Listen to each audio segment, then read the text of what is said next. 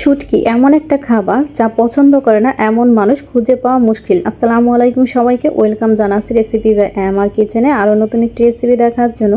আজকে আপনাদের সাথে শেয়ার করব কক্সবাজার হোটেলের স্পেশাল লইট্টা শুটকি ভুনা। কোনো প্রকারে আঁচটা গন্ধ ছাড়াই কিভাবে আপনারা কক্সবাজার হোটেল স্টাইলে এরকম লইট্টা শুটকি ভুনা করবেন সেই রেসিপিটি আপনাদের সাথে শেয়ার করব। যারা নতুন রাঁধুনি আছেন লইট্টা শুটকি ভুনা করবেন তারা এই রেসিপিটি ফলো করে একবার যদি লইট্টা শুটকি ভুনা করে কাউকে খাওয়ান বা নিজে খান তাহলে দেখবেন সেও বারবার খেতে চাইবে আর আপনারও বারবার এটাই খেতে মন চাইবে।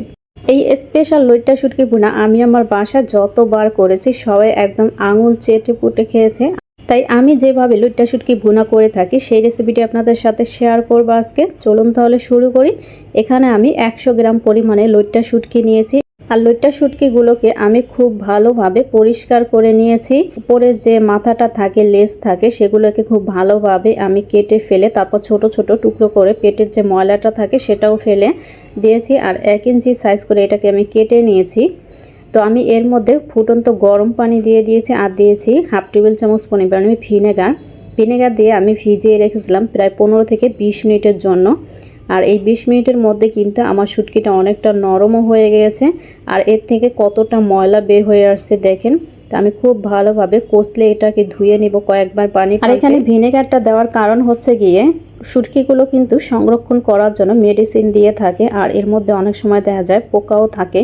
তো আপনি যদি ভিনেগারটা দেন সেক্ষেত্রে পোকাগুলো বের হয়ে আসবে যদি থেকে থাকে আর এই মেডিসিনটাও কিন্তু চলে যাবে।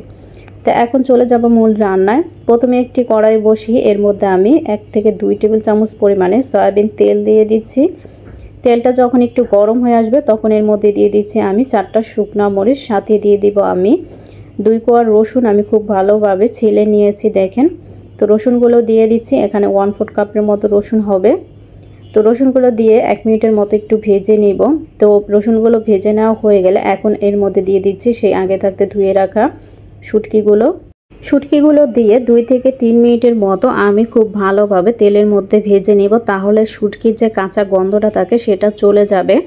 তো খুব ভালোভাবে কিন্তু শুটকিগুলোকে ভেজে নিতে হবে, তাহলে দেখবেন শুটকি রান্নার পরে কিন্তু একদমই কোনো কাঁচা গন্ধ আসবে না।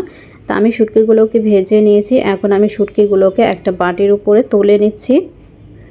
তো সবগুলো শুটকি তুলে নেওয়া হয়ে গেলে অন্য একটি পাত্র বসিয়ে তার মধ্যে দিয়ে দিচ্ছি আমি হাফ কাপ পরিমাণে সয়াবিন তেল, সাথে এর মধ্যে দিয়ে দিচ্ছি আমি পেঁয়াজ কুচি, এখানে প্রায় 1.5 কাপের মতো পেঁয়াজ কুচি আমি দিয়ে দিচ্ছি। আপনারা চাইলে আরও যদি কমিয়ে দিতে চান সেক্ষেত্রে কমিয়েও দিতে পারেন, তবে কিন্তু শুটকি ভুনায় পেঁয়াজ আর তেলের পরিমাণটা যদি বেশি হয় খেতে কিন্তু অনেক বেশি ভালো লাগে।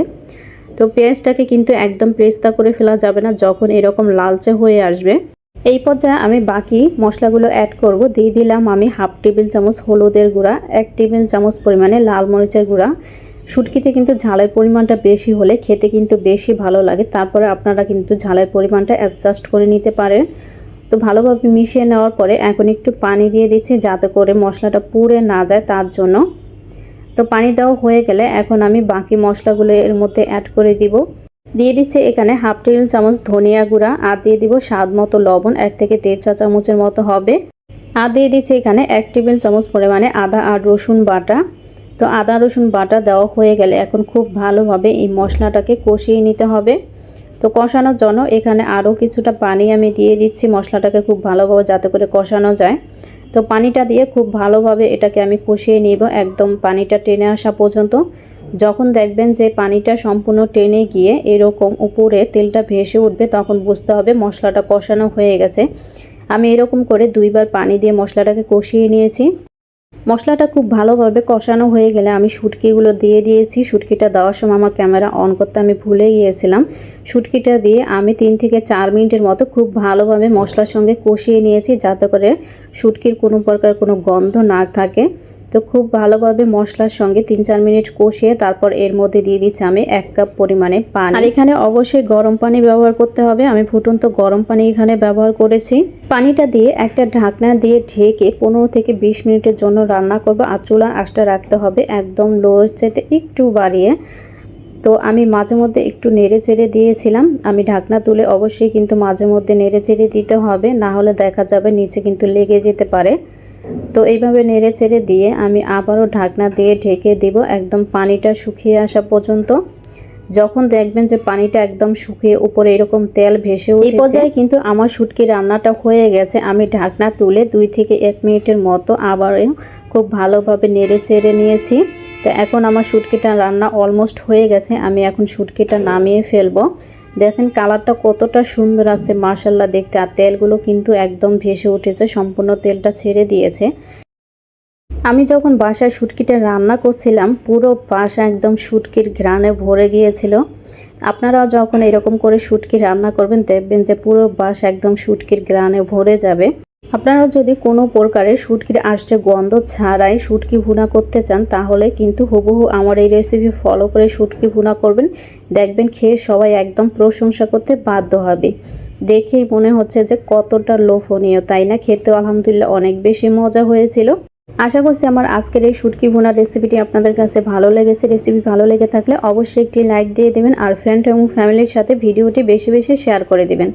আর যারা এখনও চ্যানেলটা সাবস্ক্রাইব করেন নাই তাদের কাছে অনুরোধ করব চ্যানেলটা সাবস্ক্রাইব করে রাখবেন। চ্যানেলটা সাবস্ক্রাইব করে পাশে থাকা অল বেল আইকনটিও বাজিয়ে রাখবেন, যাতে করে আমি নতুন কোনো রেসিপি চাইলে সাথে সাথে নোটিফিকেশন পেয়ে যান। তো আজকের ভিডিওটি এই পর্যন্তই। সবাই অনেক বেশি ভালো থাকবেন, সুস্থ থাকবেন। পরবর্তী ভিডিও দেখার আমন্ত্রণ জানিয়ে এখানেই বিদায় নিচ্ছি। আল্লাহ হাফেজ।